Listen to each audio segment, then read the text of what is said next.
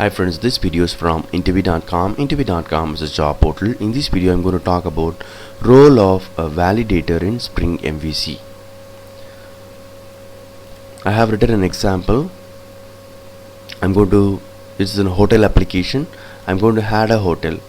Validator is used to validate all the form objects in the server side. In the controller I can do the validation. If there is anything missing or if it is invalid attribute entered in the form at the server side, using validator I can validate. Okay, so I want to miss intentionally name and address. I don't want to type this name and address. Let's see how the server behave. Okay, so I'm just giving this and I'm going to enter. I'm going to click add. So server side in the controller, using Spring Validator, I've done the validation and I'm getting this error message. Okay, I'll explain you how exactly we are getting this error message. I'll enable this debugging mode, then I'll press again the add. So there is a form to add a hotel in my hotel application.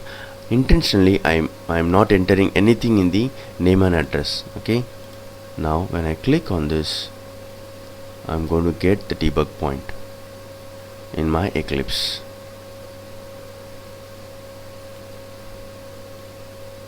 Okay, so now when so this is the hotel validator. Hotel validator implements validator from Spring framework. Okay, and there are two methods that by default you have to implement: validate and supports. Inside the validate, I'm going to pass the model. I'm going to pass the object from the form, that is model object, and there is an error, and if there is any error while validating it, it'll push into the errors. Okay, so let me press F6.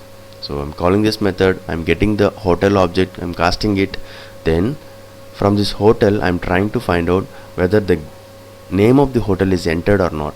No, we didn't enter in the form, so it'll push this error message into this errors object. So first one is the attribute name, model attribute name. Second one is property message key, and the last one is the default message. Hotel name field is missing. Okay, then I'm going to validate the address object, address attribute. Again, address at name of the address, name of the attribute in the model, then property file key, then default message. Okay, now I'm going to return. I'm going to check whether if it has errors or not. If it has errors, then I'll return the same form with error messages.